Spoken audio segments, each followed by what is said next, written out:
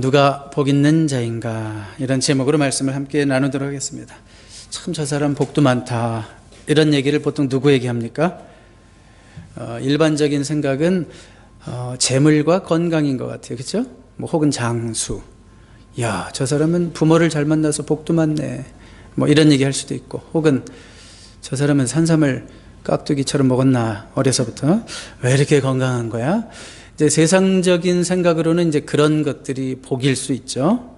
자, 근데 우리 성경은 누가 복이 있다고 하는가? 여러분, 마태복음 5장 잘 아시죠? Blessed is the man. 누가 복 있는 자라고 얘기하고 있어요? 심령이 가난한 자? 좀 이상하다. 부자가 복 있는 거 아닌가? 가난한 자? 또 애통하는 자? 슬퍼하는 자? 왜 그런 사람이 복이 있다고 하실까? 그러니까 여러분 생각하셔야 되겠죠? 예수를 믿는다는 것은 세상과는 조금 다른 생각으로 사는구나. 세상 사람들이 모르는 뭔가가 있구나. 그런 것을 우리가 알 수 있을 것 같아요. 시편 1편에서도 그랬죠. 복 있는 사람은 14시간 일해도 지치지 아니하며, 뭐 이런 식으로 얘기하지 않았죠? 뭐라고 그랬어요? 주의 하루 종일 주의 말씀을 묵상하는 자, 그런 자를 참 인내 겁나게 많다, 이렇게 말하지 않고 어떻게 하루 종일 성경을 읽냐, 그런 사람을 참 인내심이 대단하다 이러지 않고 그런 사람이 복이 있다 그랬어요. 자, 그러니까 하나님의 백성들은 말씀 속에서 세상이 모르는 뭔가를 얻는 자들이구나라는 것을 우리가 알 수 있겠죠. 아멘이죠. 자, 우리 오늘가 시편 84편을 통해서 그럼 과연 누가 복 있는 자라고 말씀하시는지 오늘도 한번 살펴보기를 원하는데요. 우리 한번 먼저 4절로 가봐요. 우리 4절 같이 읽어봅니다. 시작. 주의 집에 사는 자들은 복이 있나니 그들이 항상 주를 찬송하리이다. 자, 누가 복이 있다고 그랬어요? 첫 번째로 주의 집에 사는 자가 복이 있다. 자, 지금 이 시인이 정말 부러운 존재가 있어요. 3절 보세요. 누구를 그렇게 부러워하나? 나의 왕, 나의 하나님, 만군의 여호와여, 주의 제단에서 참새도 제 집을 얻고 제비도 새끼들 보금자리를 얻었나이다. 그러니까 누구를 부러워하고 있어요? 참새와 제비, 그 주의 제단, 성전으로 들어가기 전에 뜰이 있죠. 그 제단이 있죠. 제단에서 짐승을 잡죠. 막 피비린내가 나죠. 근데 그 안에까지 들어와 가지고 자리를 잡고 있는 참새가 있어요. 그리고 제비가 있어요. 그들이 부럽다는 거예요. 왜 부러울까요? 왜? 거기가 주의 전이니까. 항상 주의 전에 거하는 그들이 부럽다, 그런 얘기예요. 사실은 제단 앞이면 냄새가 좋을까요? 안 좋을까요? 제단에서는 뭐가 죽어요? 짐승이 죽고. 그러면 무슨 냄새가 날까요? 항상 피비린내가 나는 곳이에요. 그런데 거기에 참새와 제비가 자기 집을 짓고 있어요. 근데 그 뭐가 좋을까? 여러분들이 사는 세상이 혹시 그렇지 않아요? 제단 같지 않아요? 피비린내가 나지 않아요? 삭막한 세상을 살죠? 직장 생활이 만만하다고 누가 그래요? 그런 사람 아무도 없죠? 참 우리가 사는 세상이 피비린내 나는 세상 같고 힘든 세상을 살잖아요. 그렇지만 참새와 제비는 그거 신경 써야 안 써요? 전혀 신경 안 쓰고 그 안에서 보금자리다, 좋다, 아무도 건드리지 않네. 또 법적으로 건드리질 못하겠어요. 제단 안에 들어와 있는 참새와 제비를 어이 나가라 이러지 않았대요. 잘 같이 동거했다는 거죠. 자, 피비린내 나는 그런 환경이지만 전혀 개의치 않고 그 가운데서도 평안을 누리고 있는 참새와 제비, 바로 우리의 모습이 되어야 된다는 것이죠. 우리가 사는 세상이 정말 피비린내 나는 세상이고 치열한 세상이지만 그 가운데도 주의 전에 거하는 자들에게는 복이 있는 줄로 믿습니다. 그런 보금자리에서 느낄 수 있는 평안함이 저와 여러분에게 있기를 바랍니다. 우리 하나님께서는 그런 피비린내 나는 냄새 나는 환경에서 면제해 주시지 않을 수도 있어요. 여전히 어려운 환경을 살지만 그 가운데도 우리 하나님이 주시는 내적 자원이 있어서 평안할 수 있기를 바랍니다. 그리고 4절에 보니까 또 누구를 부러워하냐면 주의 집에 사는 자들을 부러워하고 있어요. 참새, 제비도 부러워하고 있고 주의 집에 사는 자들은 누굴까요? 제사장, 그리고 성전에서 일하는 자들. 왜 부러워할까요? 그들의 환경이 부러운 거예요.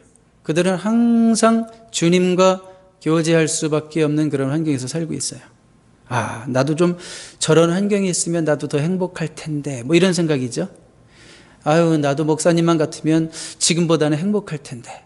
목사님은 뭐 자나깨나 어쩔 수 없이 성경 보고, 가르쳐야 되니까 성경 보고, 설교해야 되니까 성경 보고, 늘 하나님 말씀에 거하니까 얼마나 좋을까. 아이고, 나도 저런 팔찌였으면 좋겠네. 혹시 이런 분 있어요, 없어요? 아무도 없는 것 같네. 네. 자, 그러니까 이 시인은 지금 부러움을 넘어서서 그 성전에 자기도 있고 싶은 거예요. 성전에 있고 싶은 거예요. 한번 10절로 쑥 넘어가 봐요, 잠깐. 그래서 유명한 고백이 나오죠. 주의 궁정에서의 한 날이 다른 곳에서의 첫날보다 나은즉 악인의 장막에 사는 것보다 내 하나님의 성전 문지기로 있는 것이 좋사오니. 내가 성전의 문지기일지라도 다른 거 안 하고, 성전에서는 천한 일이 없지요, 물론. 그렇지만 이것을 천한 일이라고 한다면 내가 성전 문지기로 있을지라도 저기 세상의 화려한 궁전에서 첫날 있는 것보다 내가 여기서 하루 있는 게 더 좋다, 이렇게 얘기하고 있어요. 여러분 어떻게 생각하십니까? 여러분들도 이 교회에서의 한 날이 그렇게 행복하십니까? 오늘 이렇게 아멘이 작죠? 네, 제가 좀 열정을 쏟아 부어야지 아멘을 크게 하시나? 자, 여러분들은 어떤지 묻고 싶어요. 세상에서 높은 지위에 오래 있는 것보다 성전에서 하찮은 일을 잠깐 맡고 있는 이것이 난 너무나 행복이고 나에게는 감사입니다. 이렇게 고백할 수 있게 되기를 바랍니다. 예전에 아멘. 깜짝 놀랐어요. 여러분들이 아시는 어느 목사님이 있는데 그 K 목사님이에요. 정부에서 장관 자리 하나 해주시소, 이런 식으로 제의를 받은 목사님이었어요. 목사님인데 이분은 사회운동을 많이 하신 분이에요. 뭐 다 아시는 분이죠. 김진홍 목사님이라고. 워낙 또 사회활동을 많이 하시고 그래서 정부에서 자, 장관 자리 하나 맡아주십시오, 이번 정권에. 그때 김진홍 목사님 뭐라고 그러셨냐면, 나란 일도 중요하지만, 이번 목소리 흉내내기 힘든데, 나란 일도 중요하지만 영광스러운 목사직을 소홀히 하면서 제가 어찌 그 일을 할 수가 있겠습니까? 아주 단호히 거절했다고 합니다. 단호히 거절했대요. 여러분, 세상적으로 보면 목사 자리가 더 높아 보여요? 장관 자리가 높아 보여요? 이 목사님의 기준은 그게 아니었어요. 하나님 보실 때는 어떨까요?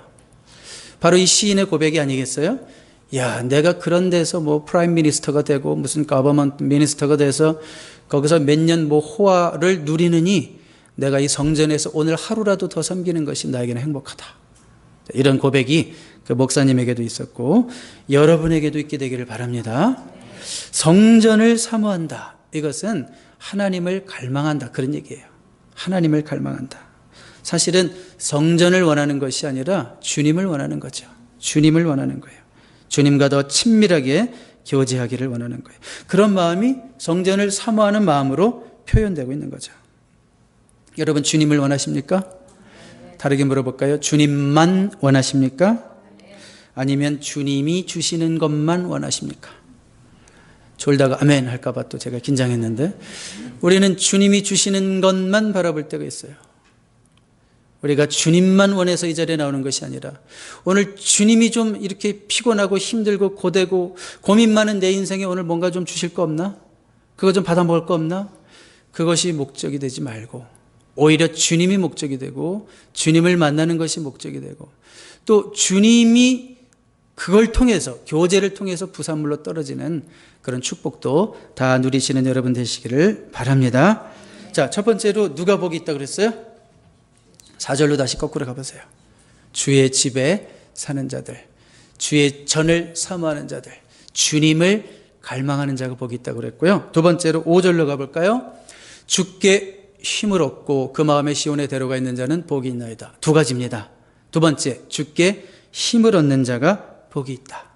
주께 힘을 얻는 자가 복이 있다라는 말은 조금 역으로 바꿔서 말하면 주님 외에 다른 것은 나에게 힘이 되지 않습니다. 이런 고백이에요. 주님 외에 다른 것은 나에게 힘이 되지 않습니다. 라는 고백이에요. 다른 것이 만족을 주지 못해요. 여러분 인생에 갈증이 있어요. 채워지지 않는 갈증이 있어요. 갈급함이 있어요. 그걸 좀 채우고 싶은데 안 채워져요. 나름대로 노력을 합니다. 어떤 분들은 쇼핑을 갑니다. 좀 머리를 식힐까? 여행을 갑니다. 또 외식을 합니다. 하루 종일 TV에 앉아있기도 합니다. 이것저것 다 귀찮고 힘들어서 그냥 방에 가만히 앉아 있습니다.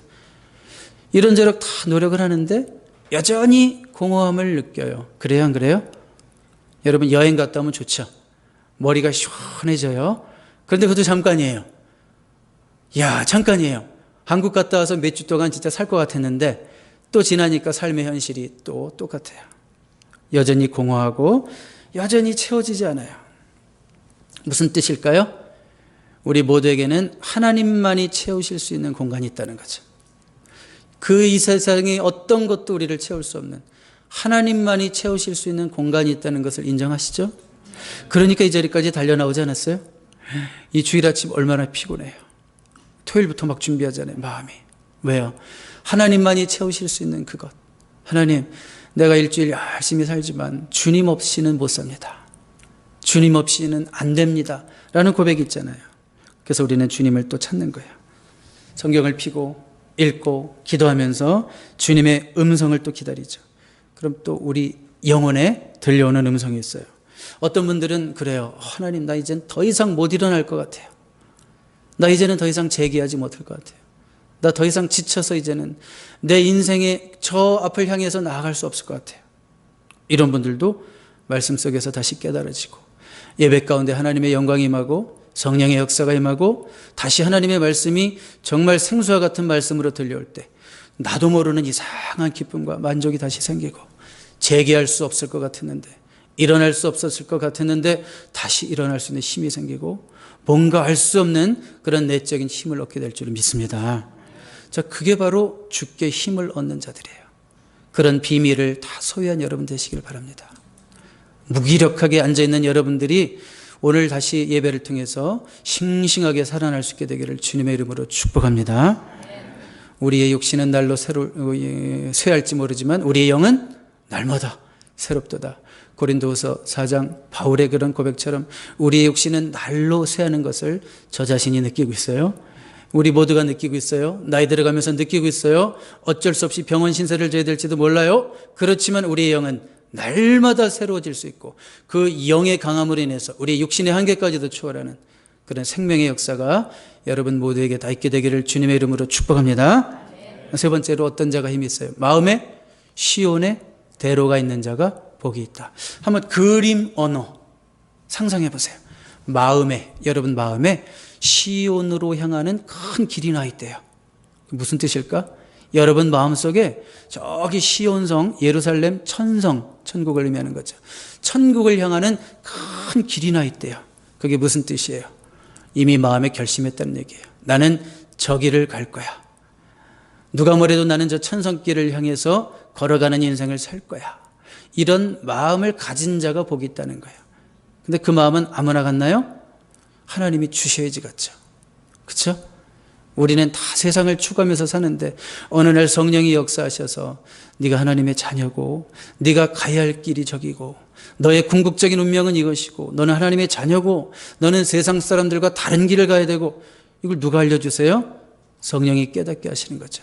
그러니까 택함 받은 자의 복이죠. 그 마음에 시온의 대로가 있다는 것은 아무나 있는 게 아니에요. 자, 그래서 우리는 천성길을 가기로 결심한 자들이에요. 존 버년이라고 하는 유명한 우리의 믿음의 선조가 지은 Pilgrim's Progress, 철로 역정으로 번역을 했죠. 거기 보면 기독도가 나와요. 예수 믿는 기독도가 장망성을 향하여 여행을 떠나는데 장차 망할 성이 장망성이에요. 장차 망할 성을 떠나서 이제 천성길을 향하여 갑니다. 세상을 등지고 이제는 주님을 향하여 걸어가는데 그 발걸음이 띄어지지가 않아요. 처음에는 아무나 그 길을 갈 수가 없어요. 성령의 감동이 있고 성령의 힘주심이 있어야지 그 길을 걸어갈 수 있다. 그런 얘기죠. 자, 발걸음을 뛰게 하시는 것도 하나님의 선택이고 성령의 역사고 또 그 길을 가는데 쉬워요? 어려워요? 얼마나 난관이 많은지 이런저런 시험들을 겪으면서 그 최종적인 장소에 도착하기까지 하나님의 보좌에 이르기까지 너무나 많은 고통의 세월들을 보내고 장애물들을 통과합니다. 오늘 시편 84편 6절에서는 그것을 뭐라고 표현했냐면 그들이 눈물 골짜기로 지나갈 때 그랬어요. 우리 마음에 시온의 대로가 있고 우리 모두가 천성을 향하여 가는 그런 인생의 길을, 하나님이 원하시는 길을 가고 있지만 그 길이 순탄하지 않다는 거예요. 뭐가 있어요? 눈물 골짜기가 있어요. 눈물을 흘릴 수밖에 없는 골짜기가 있어요. 그러니까 우리 힘으로 갈 수 없다는 거예요. 우리 힘으로 갈 수가 없다는 거예요. 그럼 어떻게 할까요? 그래서 마지막 5절, 주께 힘을 얻고 12절로 가봐요. 12절. 만군의 여호와여, 주께 의지하는 자는 복이 있나이다. 주님을 의지함으로 힘을 얻는 자가 복이 있다라는 것. 왜냐하면 우리가 가는 그 길이 만만한 길이 아니기 때문에, 눈물 골짜기를 통과해야 되는 길이기 때문에. 다시 앞으로 와보세요. 자, 그것에 그렇지만 정말 기쁜 소식이 있습니다. 눈물 골짜기를 지나갈 때 많은 샘이 있을 것이며 그랬죠. 먼저 한번 그거 보세요. 그들이 눈물 골짜기를 지나갈 때 우리 하나님께서는 눈물 골짜기를 피해 가도록 하시나요? 지나가도록 하시나요? 예, 이것이 너무나 중요한 포인트예요. 하나님께서 그 눈물 골짜기를 다 피해서 너는 예수 믿으니까 눈물 골짜기도 없고 시련도 없고 환난도 없고 어려움도 없고 다 면제 이렇게 안 하셨죠? 그렇지만 눈물 골짜기를 지나가긴 하시지만 지나갈 수 있도록 도우신다. 그 말씀인 줄로 믿습니다. 자, 눈물 골짜기를 지나가게 하시는 하나님의 뜻이 있어요. 다 면제해 주면 우리의 믿음이 자랄 수 없겠죠? 우리가 주님을 의지하지 않겠죠? 기도하지 않겠죠? 8절 9절 가볼까요? 8절 9절 가보면 만군의 하나님 여호와여, 내 기도를 들으소서. 9절도 기도해요. 우리 방패신 하나님이여, 주께서 기름 부으신 자의 얼굴을 살펴보옵소서. 이런 기도가 왜 나와요? 그 길을 통과하게 하시니까. 하나님을 의지할 수밖에 없는 우리 인생들이 기도라고 하는 방법을 통해서 하나님을 의지하는 거예요. 다시 앞으로 6절 가보세요. 많은 샘이 있다고 그랬고 또 이른 비가 복을 채워주나이다 그랬어요. 이스라엘에서 이른 비라는 것은 가을에 내리는 10월, 11월에 거기서는 모내기를 하기 때문에 추수가 아니라 이른 비라고 그랬어요. 그런데 그 이른 비가 안 내리면 뭐를 심지 못합니다. 농사를 시작하지 못해요. 봄에는 또 수확할 수 있는 늦은 비가 와요. 우리와는 반대로. 무슨 얘기일까요? 시기적절한 하나님의 도우심이 있다. 이 말씀인 줄로 믿습니다. 여러분에게 시기적절하게 도우신 하나님이 있어요. 절대 절망하지 마십시오. 하나님이 돕는 손길이 나타나고 하나님이 역사하시는 말씀이 여러분에게 들려올 수도 있고 또 해결할 수 없을 것 같았는데 나를 돕겠다고 나서는 자도 있을 수 있고 건강이 안 좋으신 분들은 좋은 의사를 만나게 하실 수도 있고 재물에 어떤 문제가 자꾸 이렇게 뭔가 해결되지 않는 자들에게는 좋은 사업의 파트너를 만나게 하실 수도 있고 자녀의 한마디가 나에게 큰 위로를 줄 수도 있고 무엇보다도 이렇게 주님 안에서 함께 교제하는 믿음의 성도들을 통해서 여러분들에게 큰 힘을 줄 수가 있어요. 그러니까 하나님의 예비하신 축복이 있다는 거예요. 때로는 이른 비로 때로는 늦은 비로 많은 샘이 있을 거라고 그랬어요. 하나님의 도우심은 무한하다는 거예요. 그냥 샘이 몇 개 있더라가 아니라 많은 샘이 있어서 여러분 인생 여정 마지막 그날까지 하늘나라에 이르는 그 시간까지 주님의 전에 거하는 그 순간까지 순간순간 도우실 수 있는 하나님의 자원이 무한함을 믿으시기를 바랍니다. 자, 여러분 그럼 결과로 7절 보세요. 그들이 힘을 얻고 더허더 나아가 시온에서 하나님 앞에 각기 나타나리이다. 시온까지 간대요. 그 마음에 시온에 데려가 있는 자가 목적지가 어디예요? 시온성이죠. 천국이죠. 여러분들이 천국 가는 그날까지 그 마라톤 완주할 수 있도록 하나님께서 도우시겠다는 말씀인데 여기서 정말 귀한 말씀은 뭐예요? 그들은 힘을 얻고 더더. 이건 우리 인간의 육신의 힘만을 말하는 게 아니에요. 우리의 영적인 파워를 말하는 거예요. 이 세상을 이길 수 있는 능력을 말하는 거예요. 죄를 이길 수 있는 능력을 말하는 거예요. 주님이 기뻐하시는 삶을 살 수 있는 능력을 말하는 거예요. 힘을 얻고 또 얻어. 이것이 여러분에게 약속의 말씀으로 깨달아질 수 있기를 바랍니다. 하나님의 약속의 말씀, 주님을 의지하는 자에게 뭘 주셔요? 힘을 주시되 파워, 오픈 파워.